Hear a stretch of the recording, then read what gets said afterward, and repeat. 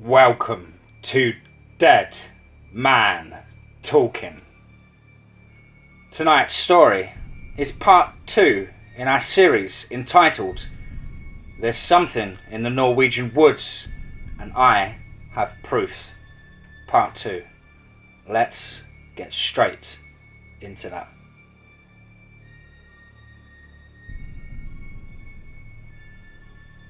My upload seems to have been successful. Reaching out, documenting my experience helped wash off some of the loneliness that had begun to accumulate. It felt good knowing that someone could hear me. I understand now, however, that loneliness is the least of my worries. As the sun rose the following morning, I made myself some breakfast with what was left of my food supply.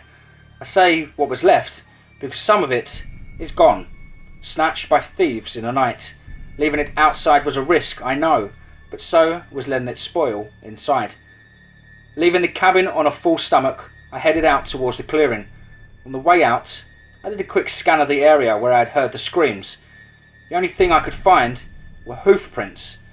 Moose shy away from anything human, but the prints may predate my arrival. I know of no method to determine their age.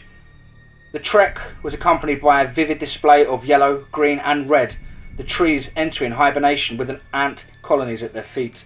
Every now and then I'd catch a flock of birds through the tapestry living above, their migration long overdue. Frost has entered the wind now. I was hoping it would help air my lungs out, but something is clinging to them like plastic wrap.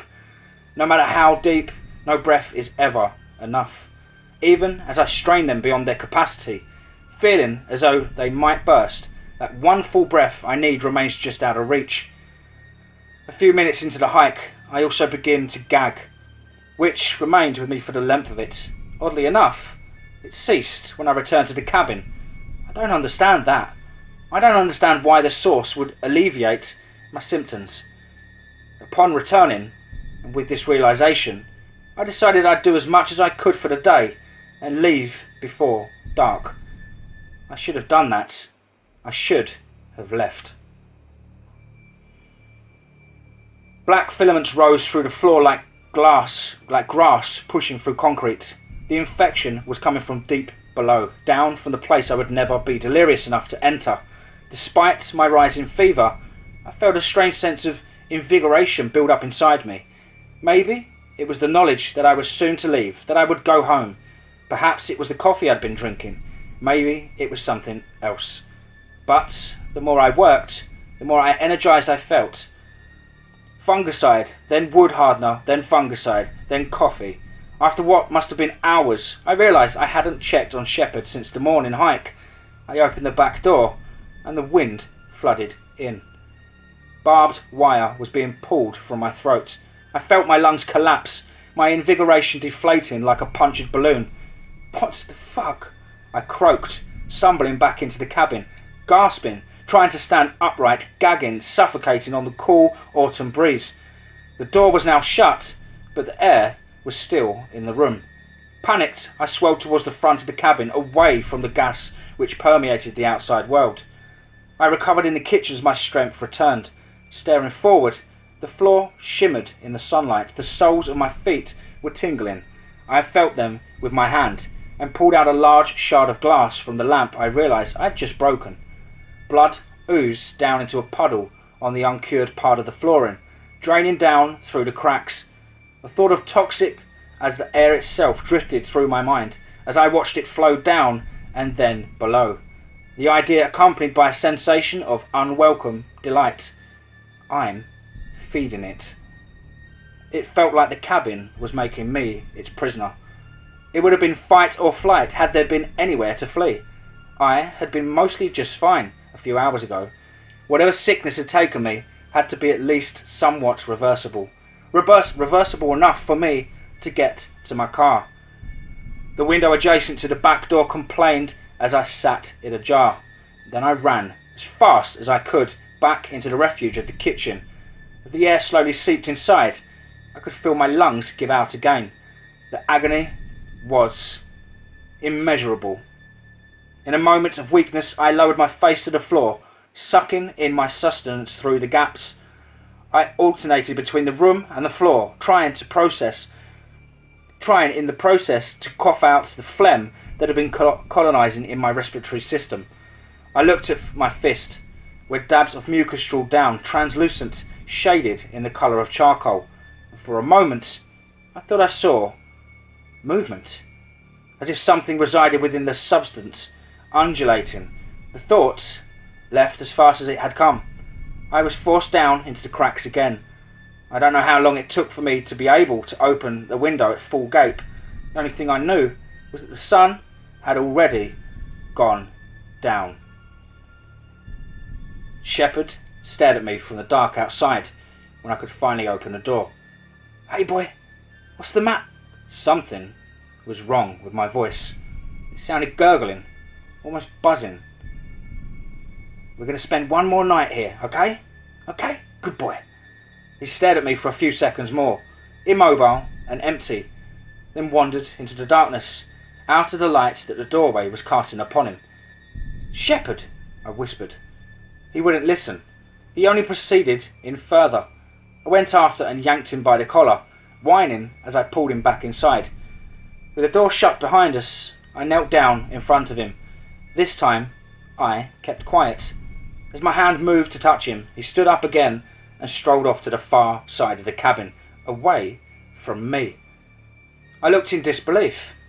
Had I become a stranger to him? Whatever had gotten into my dog? I knew we were leaving at first light. I was too tired to think. My favourite blend of coffee, which I had bought on the way up, didn't taste like coffee at all. The only thing I could taste was the copper. Every now and then I wiped the corners of my mouth to find the same mucus dragged thinly across the back of my hand. My fever had risen to the point where I feared it could start to play tricks on me. The darkness outside was total. I needed something to help kill the silence, and I found the old FM receiver. I checked to see if it still had batteries, which it did.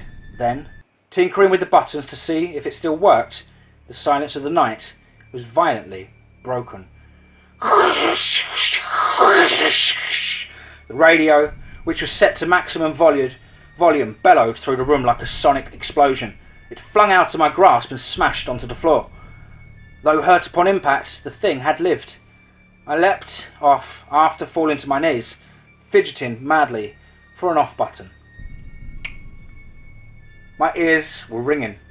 I looked over at Shepherd once more, who was now standing with his tail between his legs, clearly as startled as I was, staring back at me. I looked down at the radio, muttering angrily, "Fuck, fuck, fuck, fuck." I felt my heart race, throbbing in my ears. Then I heard myself speak, only it had not been me. It had come from the dark outside. "Hello?" My hair stood on its end. I slowly turned my head towards the source of the sound. It was muffled through the window by the back door. "Can I come in?" Through the black of the outside, I saw nothing. Then I heard a knock on the glass. "Can I come in?" 3 more rapid taps. Shepherd started whimpering. "Can I come in?" The same rehearsed inflection. There wasn't another cabin within many miles radius of here. A hunter? No. No flashlight. "Can you open the door?" A cold rush soared to my head. I was trembling so badly I couldn't pick myself up off the floor. I crawled into the kitchen, then grabbed the first knife my hand found in the drawer. It got louder. "Open the door!" Just as it had spoken, Shepherd got up and started to bark frantically. I raced to the back of the cabin, my body nearly shaking itself off balance. Just as I turned the corner, I saw a shape remove itself from the window. Shepherd lurched towards the door, clawing at the wood, barking and snarling. My hand made contact with the metal of the doorknob, and in that moment I could hear the creature run. I turned the knob, opening the barrier against the unknown. Shepherd bolted into it. With my feet bare, I chased after. Stumbling through the dark, I ran as wooden monoliths whirled past me. I ran until my foot tore open, ran until my body caved in and fell into the wetness of the mire. The barks had turned into distant echoes. That night, I waddled through the woods, dirty and sobbing, the warm glow of the cabin guiding me back. Flickering amongst the trees was the wavering light of a dying star, welcoming me back to its embrace. I tried to stop the onslaught of tears, but I failed. The night had returned to silence. I entered through the door, which remained agape, and crashed down onto the couch. I don't understand how I slept that night. Perhaps I just lost consciousness. Like surfacing out of a coma, the sound of my rattling throat accompanied by my awakening. The reality of my situation returned with a vengeance. I had no effort left to hold back tears. I missed Shepherd. I tried to pull myself up, but found it impossible. I was overcome with lethargy. Upon my lips was a thick coat of crusted black sludge. I touched the back of my hand to my tongue, black and translucent. I thought I could see it undulating again. I couldn't care. I lay there for a while, staring up at the ceiling. Log upon log upon log, weighing down an exhausted structure, ready to collapse. When I finally managed to move, I dragged myself up and out the front door. In my lower periphery, I saw red. I stumbled backwards, the kitchen sink saving my fall. A paw, torn at the joint. Next to it was a furry leg, and next to that, another. On my doormat was my dog, pulled apart, arranged in a perfect symmetry. 12 years of life turned into a primitive art piece. A small trail of blood ran down from the mat, trickling down onto the morning grass. My knees buckled. I began to heave. Quickly, I pulled away as vomit poured onto the floor. I didn't want to desecrate him. I pulled myself up, wobbling through the cabin towards the rear. I opened the back door. Teeth, maybe 40 of them, laid out in rows. My stomach wrenched again as I pulled away. I lay there for a long time, long enough for the puke to have dried to my pants like porridge. Birch, pine and spruce whispered their earthen chorus through the open door, their eternity softly spoken, hushed in languid keys. I listened. I listened as the wind swelled through the house, brushing itself across my dying cheeks and cold wetness of my pants. I listened to the birds overhead, funneled through their flyways. I listened as the flies began to feast. Something is wrong with me. I cannot think. I'd like to know if I had a fever or not, but my sense of temperature is wrong. On occasion, my limbs will do things I have not instructed them to do. I am being randomized. When I close my eyes, I see things that are very hard to describe. I see my brain through the bone, and it's full of holes. Out of the holes, black cilia grows. I feel like I'm being consumed from the inside out. I'm very scared. An hour ago, I tried to make it to my car, but I can't do it. The sun is leaving the horizon now, and I need to call for a helicopter, but I don't know if I can survive another night. I have to get to the clearing somehow, and I'm very scared. I can't think. My brain is turning itself off. I don't know what's going on. I don't understand anything. When my eyes are open, I see things move in the dark corners, and when I close them, I see visions. I see the inside of my skull, and I have no brain. Pieces of the string, red in colour, stretch themselves from side to side. The strings are being cut one by one, a rusty blade severing connection after connection. Each cut sending an arm or leg flying out of control. I can feel them snapping in my head. It's like I'm X-ray vision in my brain, and it's full of holes. My brain is full of holes. I'm very scared right now, and I can't breathe. I just remembered that Shepherd is dead. My tears don't look normal. I don't understand what is going on.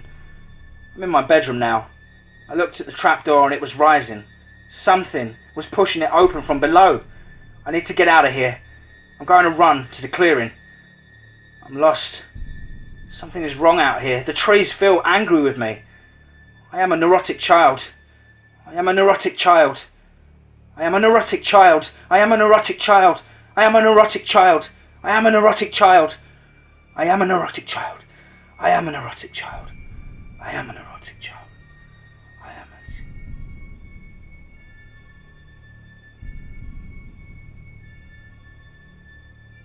a... Wow. And it seems like that man descends into a dark madness of loneliness and God knows what. Please let me know what you think, guys, down below. Something a little bit different. Please do like and share. And remember, be safe, not sorry.